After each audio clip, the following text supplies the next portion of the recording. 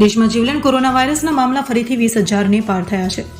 ગુરુવારે સવારે સ્વાસ્થ્ય મંત્રાલયે જાહેર કરેલા આંકડા પ્રમાણે છેલ્લા 24 કલાકમાં 22,431 નવા કેસ અને 318 સંક્રમિતોના મોત થયા છે.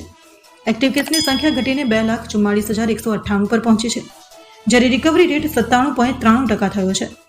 દેશમાં અત્યાર સુધીમાં 92,63,68,608 લોકોને કોરોના રસીના ડોઝ આપવામાં આવ્યા છે, જેમાંથી 43,09,525 લોકોને ગઈકાલે રસી આપવામાં આવી હતી.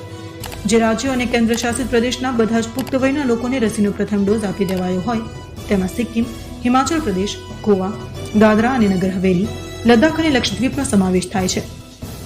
વાત કરીએ ગુજરાતની, તો ગુજરાતમાં કોરોનાના નવા 23 કેસ નોંધાયા છે, તો બીજી તરફ 14 દર્દીઓ રિકવર પણ થયા છે. અત્યાર સુધીમાં કુલ 8,15,762 દર્દીઓએ કોરોનાને માત આપી છે, તો બીજી તરફ કોરોનાનો રિકવરી રેટ પણ 98.76% પહોંચ્યો છે. રાજ્યમાં આજે લાંબા સમય બાદ કોરોના સંક્રમણથી એક મોત થયું નથી, તો 5,12,552 લોકોનું રસીકરણ કરવામાં આવ્યું છે. જો કોરોનાના એક્ટિવ કેસની વાત કરીએ તો રાજ્યમાં કુલ 180 કેસ છે, જે પૈકી 3 વેન્ટિલેટર પર છે, જ્યારે 177 નાગરિકો સ્ટેબલ છે. 8,15,776 નાગરિકોને ડિસ્ચાર્જ કરવામાં આવ્યા છે, તો 10,084 નાગરિકોના અત્યાર સુધીમાં કુલ મોત નીપજ્યા છે. લાંબા સમય બાદ આજે કોરોના સંક્રમણના કારણે એક દર્દીનું જૂનાગઢમાં મોત થયું છે.